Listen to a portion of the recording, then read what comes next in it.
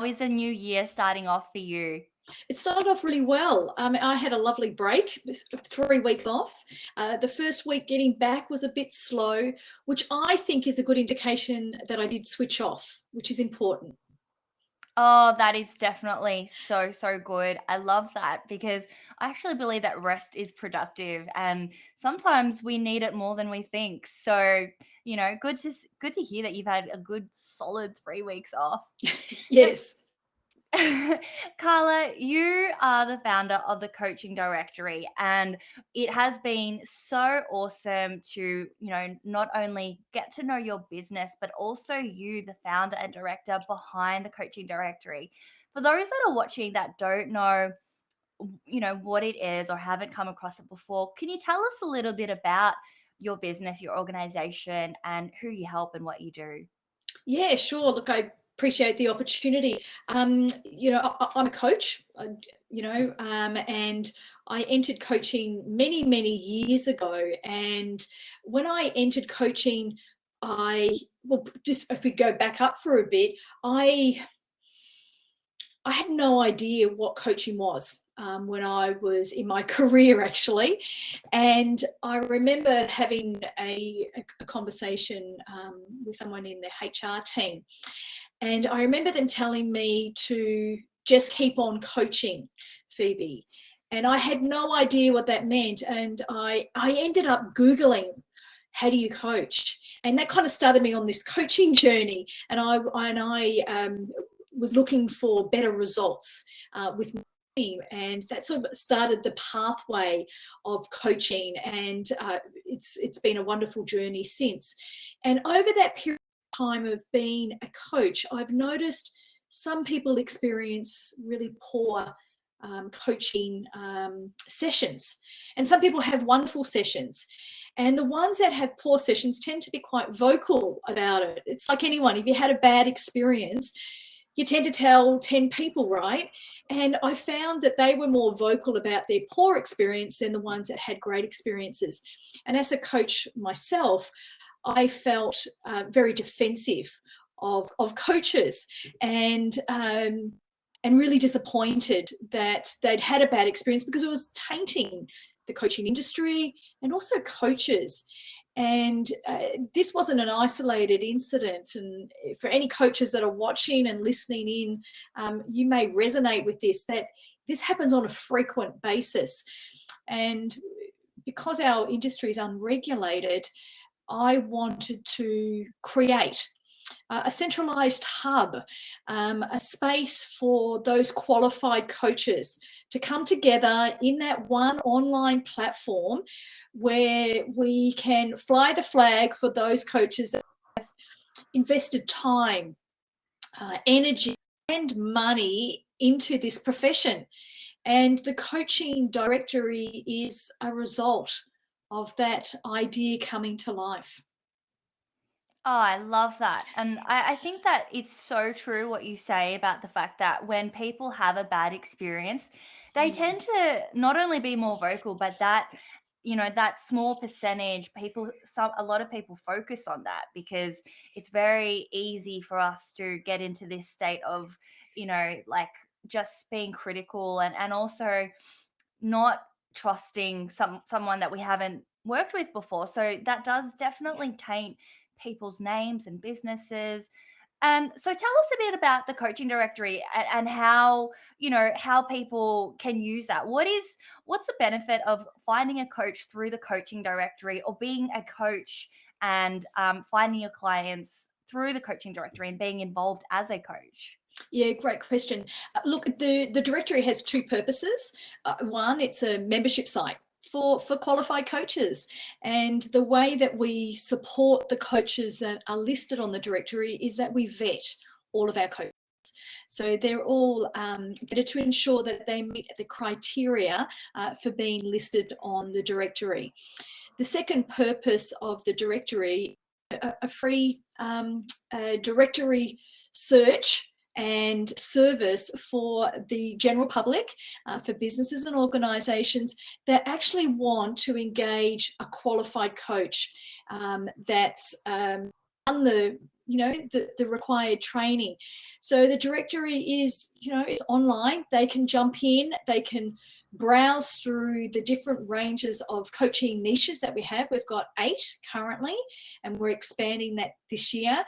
And then they can connect for free directly with a coach that they come across on their profile online. And the second purpose is really making it easier for individuals to connect to a coach. And, not all coaches are equal. Very specific niches in resolving particular problems or offering certain solutions. And one coach may not be the right coach for you. So the directory acts as a search filter. That's so fantastic, because I know, from past experience that when just from talking to people, there are so many coaches in my circle, and even just like on this podcast, on this show alone, there's been, I think in the last month, like 4 or 5. And Right. I know for a fact that every time I talk to a coach, I'm like, oh my goodness, I would love to work with you. That sounds amazing what you do. And then there's another coach that comes in and they're talking about, maybe it's feminine leadership, or, someone that's a really amazing marketing coach or a lead gen coach or a sales coach. And there's so many options out there. It can get very easy to get muddled and go, well, who do I speak to? Who should I work with? Who's right?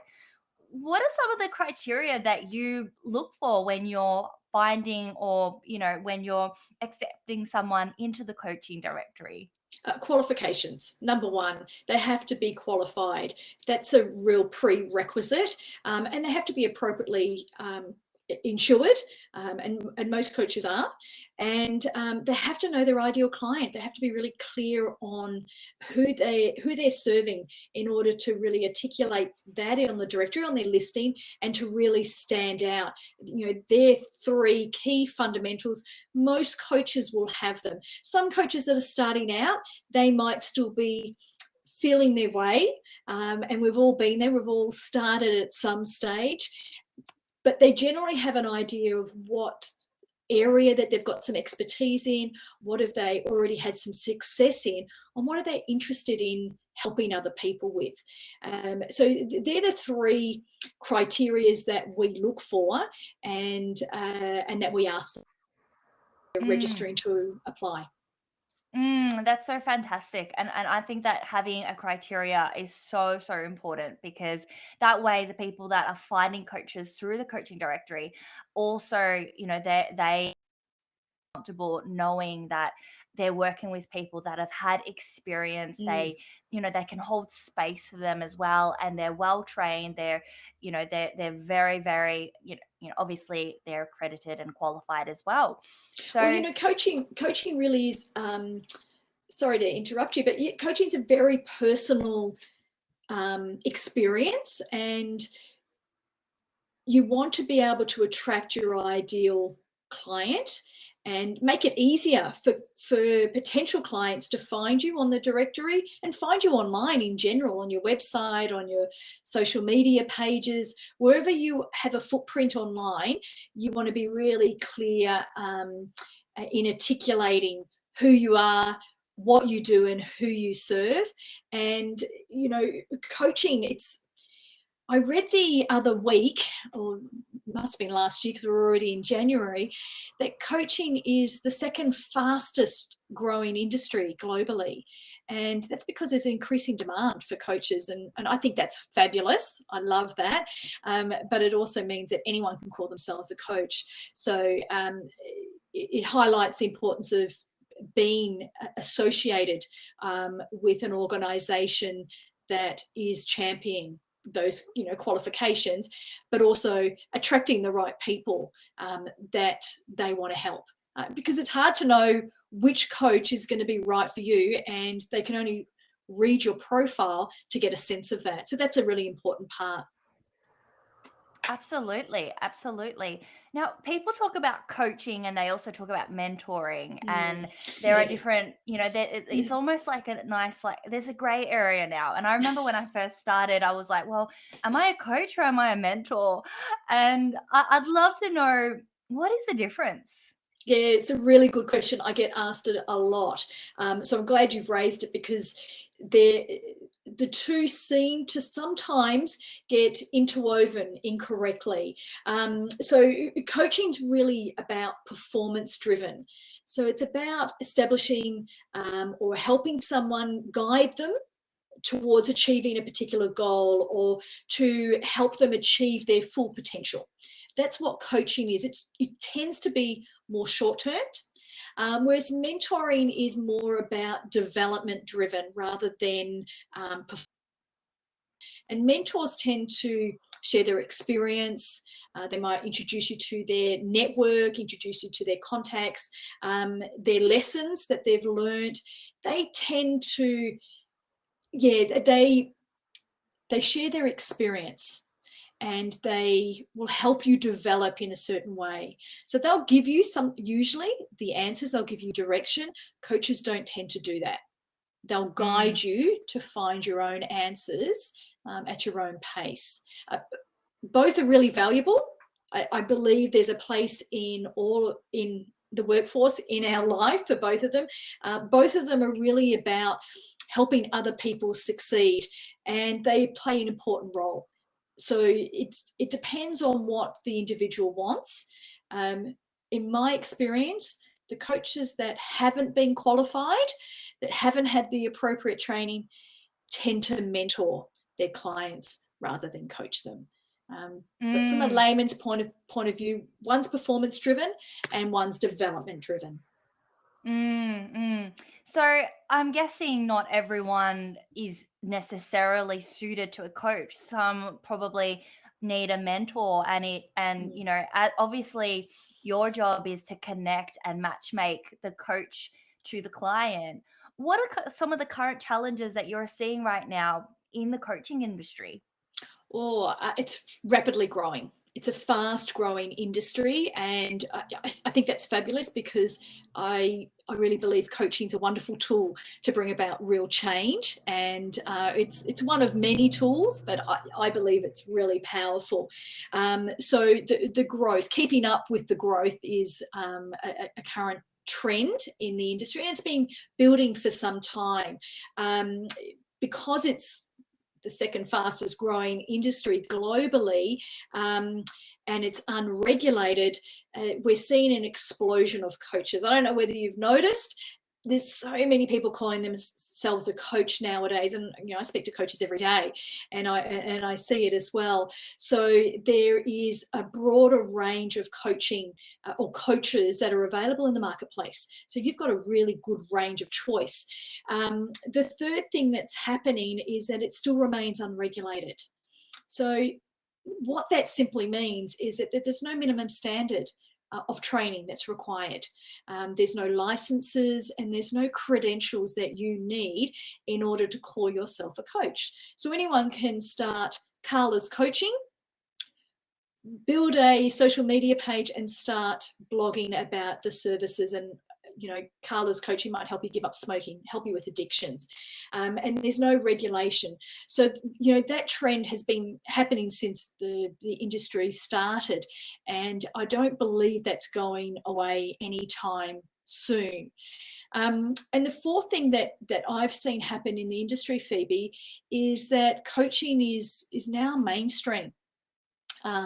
It's no longer a privilege that's reserved for the C-suite executives in businesses, and it's now becoming a part of people's development, and professional and personal development plans in businesses. And I think that's a wonderful thing. You know, there's all this talk about, you would have heard it, the Great Resignation that's coming up. They're talking about the younger generation is kind of driving this great generation. I really firmly believe that coaching is a fabulous retention tool, because everyone wants to be developed. They want to know that they matter.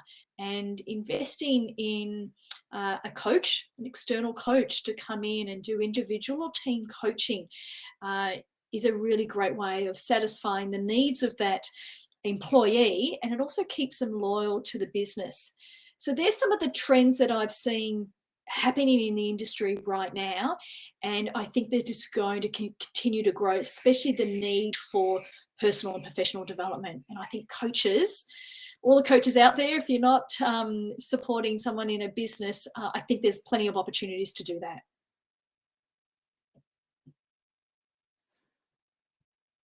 I've lost your audio, Phoebe. Oh, can you still hear me? I can hear you. You're back, loud and clear. Ah, there we go. I think that my internet was a little bit funny just now, but look, I think at the moment there is definitely more coaches coming up every single year, and Yeah. and I do agree. I think it would be really hard for that to become regulated, and then for them to, crack down on the ones that just call themselves a coach. And it's not like Facebook's going to just turn someone away Yeah. from creating a page. So is that one of the reasons why you created the coaching directory? Yeah, it was. Selfishly, at first, I wanted to make it easier for my clients to find me. Really, that's what I wanted. I was out there on social media. I was blogging, Chamber of Commerce, BNI, just networking at breakfast, evening events. I was doing a lot of that stuff to spread the word, to network, to connect with other people, and it can be exhausting. and I remember my husband saying to me, "Wouldn't it be wonderful, Carla, if your clients could just find you?" I said, "Yeah, that'd be terrific, but there's nothing out there. That's why I'm doing all of this networking." And he suggested to me, "Well, maybe you should build it." And so I built the coaching directory, the centralized hub, with the initial idea to make it easier for my clients to find me. And then it's kind of grown organically, and we now have some really terrific, wonderful, experienced, very niched coaches on the directory. And the idea is for them to come together, firstly as a community, like-minded community. We are a little bit of a disruptor in the industry, because we're drawing that line in the sand and saying, well, if you don't meet the criteria, I can't list you. So there is that element of it, but it's also to make it easier for people to find us, because there's nothing in Australasia that you can go, I'm looking for a coach, I'm going through a bad patch in my relationship or in my career, or I want to give up smoking. There's no one area that you can go to look for coaches, to browse through a number of different coaches. And yeah, there were sort of some of the ideas behind wanting to build this platform. And I'm really proud of what we've done so far. Oh, that's fantastic. And I think you're right. I have been invited even to just jump into like a kind of like an online directory, but I remember there was no one qualified me, no one vetted me, no one interviewed me. It was like anyone could just put up their details, and it was just a site, but there was no like process like what you do, which I think is so important, because that thorough process allows clients that have gone through the coaching directory to really see some significant results. And they're not, and we're talking about people's livelihoods here. We're talking about people's businesses, their livelihoods, and it's not just something that is just, they're just getting coaching just so that they can, have a better relationship or something, which is also very important. But it's like, it's their lives. It's something that needs to be taken very seriously. Yes. So I think that that's great, Carla, and I'm so happy to hear that you went from coaching to building the coaching directory. But I want to wind it back. I want to wind it back a little bit, because I'd love to hear more about how you got into coaching and what specifically you focus on. If people want to work with you, Carla, can they still do that? Yes, I still take private clients, not too many, but I do have a select handful of private clients that I still coach. But yeah, My journey is interesting, and I appreciate you asking. My background is in people management, in frontline customer service, operational teams, ones that deal with the customer, the client at the end of the day. And I remembered working with different industries across different companies. And one of the main challenges that I faced, no matter where I worked, was employee retention, high staff turnover. And when you consider customer service, call center environments, I worked a lot in call centers. They're usually entry-level positions, entry-level salary, and there's very little career progression or a clear career pathway for those roles. And so naturally it attracts inexperienced people, but they want to get ahead in their career, and there's no pathway for them. So that has been my experience throughout my working career in the corporate industry. And I tried so many things, Phoebe, to get people to stay. And for those that have worked in businesses, or been an employee and worked in these, you'll probably resonate. You do group recruitment, and what that means is that every 3 months we would do an ad out, put an ad out on Seek, and we'd get probably 200 applicants. We'd narrow that down to 20. We'd interview 20 of them in a group interview and different exercises.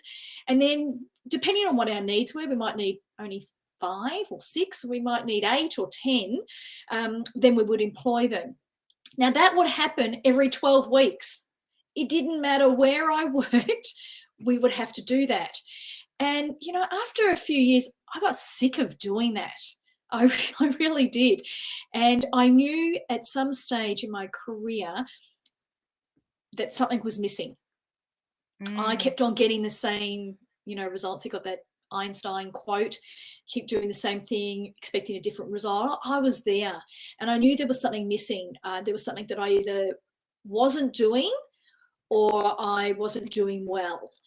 I didn't know what that was. And that's when I went to HR and I said, I need some help. I've got a staff retention challenge and I don't know how to resolve it. I keep recruiting and good staff are leaving. And that's when they said to me, just keep coaching. You'll be fine. You're just doing a great job. And I said, I don't even know what coaching is. So I Googled it. I went to a free event and discovered this whole new language and these techniques and tools and how to communicate. And that was sort of my first introduction, I guess, into coaching. And I signed up. I put myself through a 3-year course while I was working part-time.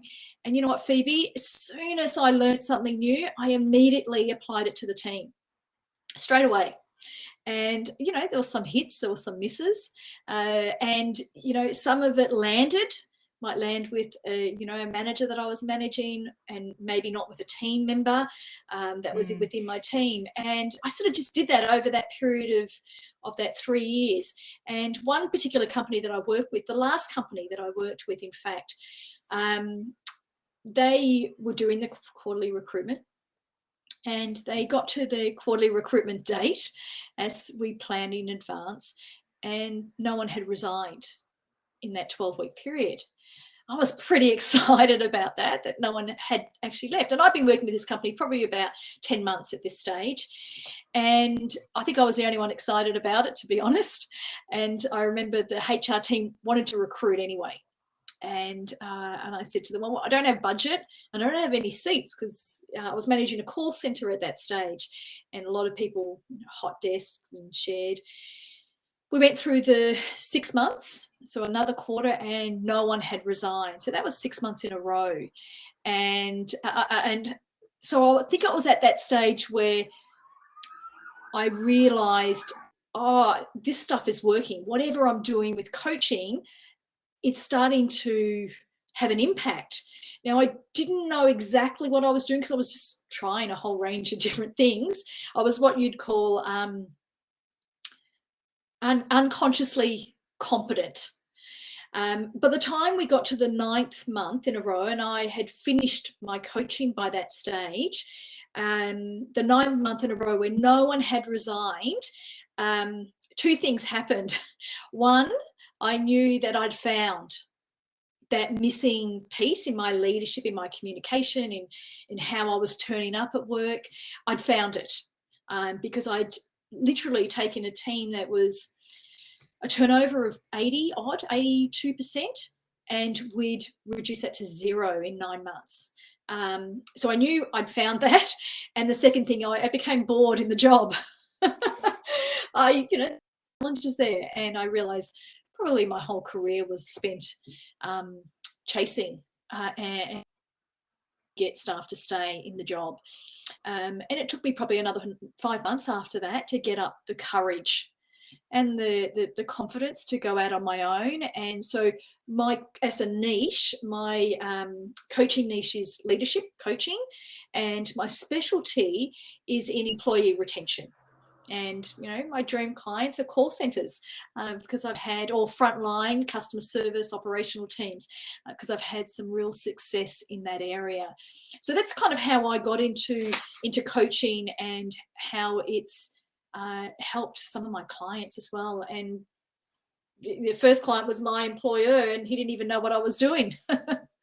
So yeah, that's my journey. A long story.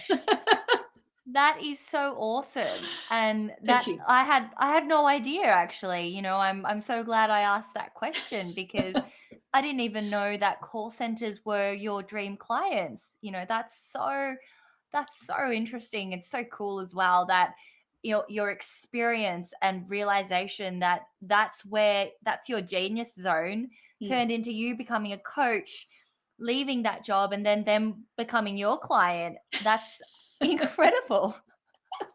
Yes, it's strange how things work out, but I will forever be grateful to the power of coaching. It's just it has a ripple effect, like anything, like a stone in the lake. It touches your relationships with your intimate partner, your friends, your family, it touches so many areas, your health, finances. I'll forever be grateful to coaching, and I'm delighted that the natural progression of my focus with the coaching directory as well is associated with coaching too.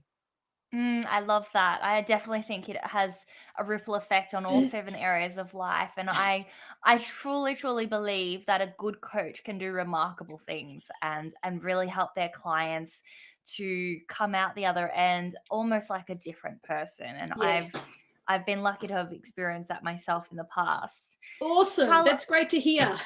Yeah. And I'm one of those people that truly think if we aren't, if we're not growing, they say green and growing, ripe and rotting, or maybe it's the other way around. But that I truly believe that quote really sums it up. We've got to keep growing.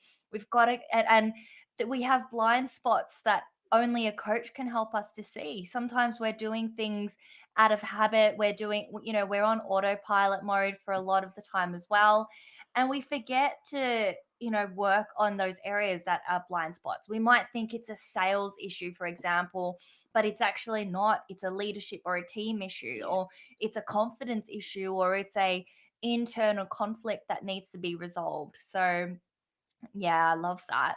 Carla, what are some of the differences, I'd love to know, between a good coach and a not so good coach in the results of their clients? Like what have you seen in people that have worked with someone that's kind of ordinary versus a really good coach, and aside from obviously the negative comments? Look, it's really defined by whether you achieve what you wanted to achieve with them.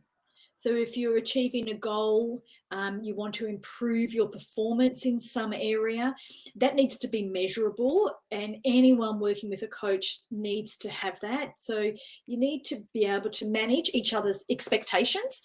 And so as a client, they need to be clear on what they want what outcome that they're looking for from their relationship with the coach. And likewise, the coach has got to be able to have the skill set, perhaps the experience to be able to help them. So a really great coach are the ones that deliver.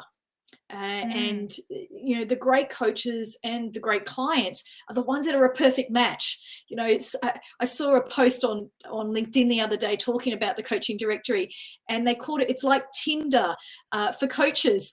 And it is a little bit like that. You want to have a really good solid match that you've got, you share the same values, but you also have got some experience in the challenge or the problem that the client wants to achieve or solve.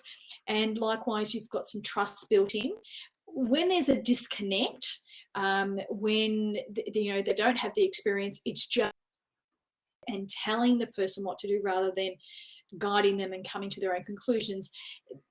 Those relationships tend not to have the desired outcome that the client wants. And you can see that through testimonials. Referrals are a really good indication if someone's delivered on their promise. So if someone refers you to their coach, I think that's a wonderful testimonial. Yeah, I definitely agree as well.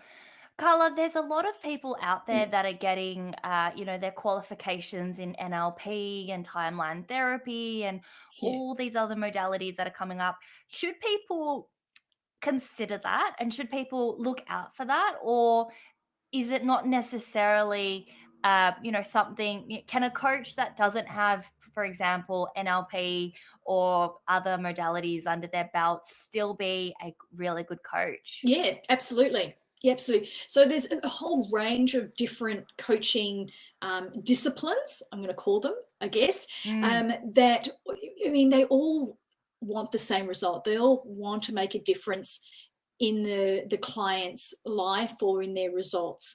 And so there's just different approaches, and they're simply just different coaching approaches.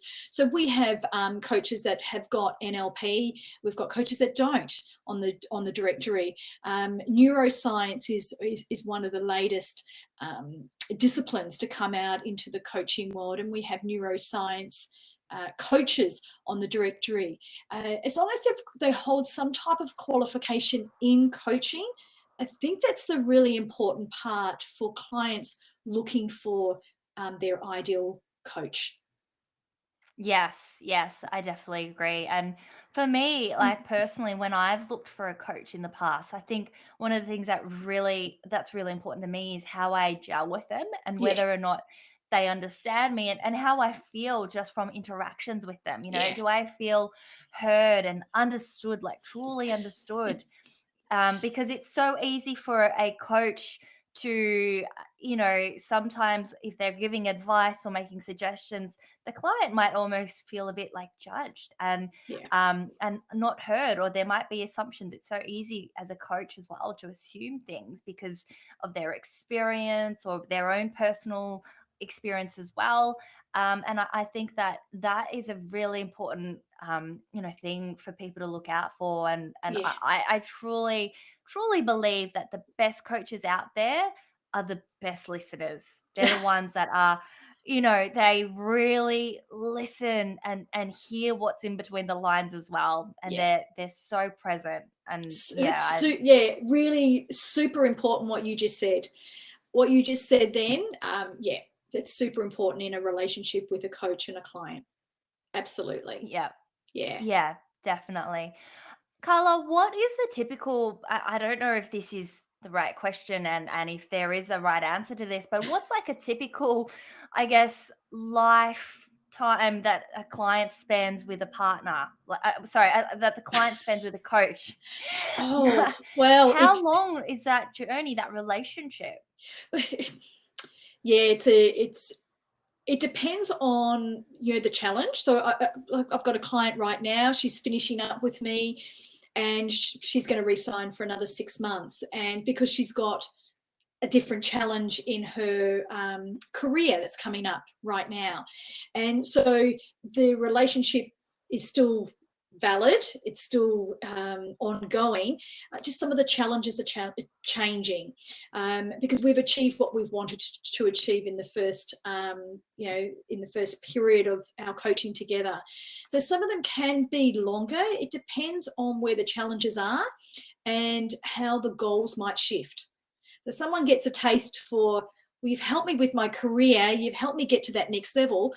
Well, can you help me with my relationship? Can you help me with that? And sometimes that coach may be able to help them. Maybe it's not appropriate and they need to refer them to another coach. And one of the reasons why we got the directory is that there's confidence in referring to another coach on the directory. But it might be, oh, look, I'm having trouble with my boss, or I'm now in a relationship and I'm having trouble with the stepchildren. So it really depends on the outcome, the challenges, the number of challenges that might come up, and the client's needs. I love it. I love it. So, like, I've worked with, and she was only 3 months, and she was after leadership coaching, and she ended up renegotiating her role with her boss. That wasn't the outcome that we were aiming for, but I think she got like a $30,000 salary increase as a result of just, it was amazing. I didn't expect that to happen. It just, I think throughout the coaching, she just valued herself at a higher level, and she was underpaid, I believe, and 3 months, and that was it. And then I've got clients that have been with me for 18 months. So it really depends. I can't answer. It's a good question. There's not one answer though, Phoebe. Sorry. Yeah, beautiful. Okay, well, thank you so much, Carla, for sharing such insights to the coaching world and the coaching industry. I'm sure there are so many people that are going to benefit and find value in what you've shared. And for those that are wanting to, take part or potentially become a coach in the coaching directory, is the best way to start by connecting with you and hopping on your website? Yeah, look, our website, the coaching directory, they can register their interest. I'd love to connect with coaches anyway. On LinkedIn, that's where I pretty much hang out. And I guess for the coaches, for the people that are listening, your other audience that may not be coaches, if you are thinking about engaging a coach, can I just give a couple of tips, Phoebe? Is that Absolutely. Oh, great! Like, because I'm really passionate about coaching, and I think first I'd love to say, if you are interested in coaching, just determine, do you need a coach? It might be your mentor, or it might be an expert that you need to help you with a particular problem. I think that's important, and know what outcome do you want as a result of engaging a coach. It's super important. Interview at least 3 coaches. They'll all be happy to give you the time, because like you said, Phoebe, you want to have a connection, you want to be able to match with them, and are you going to like them and want to share private information with them? That's really important. Ask about their client success. What have they done in the past with other clients? Because that will give you an indication whether they can do that for you. So, kind of understand the expectations, what yours are and what theirs are. Know the cost. Are they qualified? And actually do a test session with them, because you get an idea of whether that's, their coaching style is going to suit you, because everyone has a different coaching style. So we'd love to help you on the coaching director if you're looking for a coach, but there's some tips from me to help anyone that's looking for a coach themselves. Thanks, Phoebe. That's so fantastic. Thank you. Thank you so much, Carla. That brings me to the last segment of our show, which is going to be really fun.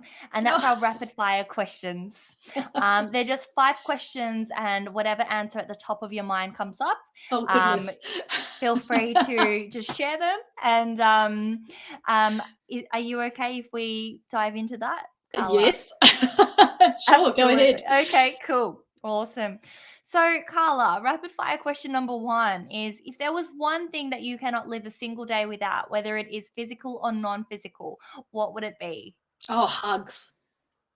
Oh, I love that. Love hugs. Hugs. Hugs are the best. Yeah. So nurturing. So good for the soul. Yes. Carla, who inspires you the most, or who inspired you to do what you do today? I know you've kind of tapped on this in tapped into this in the show already, but yeah, Yeah. who's the person, the one person that really inspires you? My husband. He actually gave me the idea for the directory 6 years ago, and I ignored it. And then Wow. and he gave it to me again last year. So yeah, my husband has certainly inspired the direction I'm in right now. Oh, beautiful. We all need a person like that in our Yeah. lives, someone that just plants the idea and then comes back to it. So good. Yes. Carla, where do you see yourself, or where do you see the coaching directory in 5 years' time? Australasia, I think will be supporting and championing coaches in the Australasian region, so Australia, New Zealand, Asia, because there's nothing supporting them there, and I see the industry continuing to grow. Beautiful. Yeah, that would be very cool. Yeah, Definitely growing in other parts, and like seeing more clients and coaches in like Singapore and yeah, Malaysia and Japan, and Japan and yeah, China, exactly. and yeah, so Yes, cool. Yeah. yeah. Thank you. If you could leave the world with one message, what would it Oh, be? that's a tough one. The rapid fire, I would say, live from the inside out. Mm, Too many, I think we live beautiful. our life worrying about what people think and say and do, and the environment and the circumstances. And I think if we all live from the inside, like trusted ourselves more, I think the world would be a much better place. So yeah, live from the inside out would be my message. Absolutely. I love that. Thank I you. really love that. Yeah. And that applies even in like our health. A Yeah. lot of people are worrying about their health from the outside and trying to work on like, using the right beauty products, for example, or whatever. But it's like, well, eat well, go from the inside out. That was my Yeah. first thought that came to mind when you said that. So Yeah, great. Awesome. thanks for explaining your point of view. Okay, last rapid fire question. What is one big takeaway that you've had recently that changed the way you view the world? Oh, Phoebe, these are challenging ones. Uh, uh, Or even like a something that you discovered that made you go, "Oh wow, that was that was a blind spot, and now that blind spot's cleared, you do yeah. things differently." I saw a YouTube a clip, about a year or so ago, and the YouTube clip was talking about vibrations, the different vibrations, and sort of like a radio station, a frequency, and we all live on different vibrations, and sometimes you can get into a bad vibration, so the static between radio stations. And the key takeaway for me is I'm always regulating my mood and thinking, what vibration am I on the right station? Am I on the happy station that plays great songs and upbeat songs, or am I on the doom and gloom? And so yeah, sometimes you have bad days. We're human, right? So the big takeaway for me, which is now kind of how I live my life, my husband and I, is like, hey, what frequency you're on? You're on a good vibration, and we just remind each other to be on a good vibration. And I'm on a good vibration with you right now. So that's been a takeaway for me that I'd like to share. Oh, I love that. I think frequency and vibration is everything. I'm actually really into that. And Great. yeah, it's something like these last 2 years I've been looking into. And there's even like different hertz of like, and I think the highest one is I think love or joy or Yes, peace or something love, like that. love. Yeah. Yeah, that's right. So it's so important Yeah, to be aware of that. So thank you so much. so much Carla, it fun. has I was just going to say the same. So much fun having you on the show. I am so delighted that, we've been able to share what your mission is and what you do with the world and with our audience. For those that are listening or watching, we're going to have the show notes up as well, where you can connect with Carla and also find out more about the coaching directory and connect with Carla's Facebook and LinkedIn pages as well. And obviously, Carla, you have a Facebook community, which is a wonderful Facebook group as well. So for anyone that wants to join, please just check out the show notes and definitely get in touch with Carla today. Thanks, Phoebe. Thanks, Carla. Have a great day.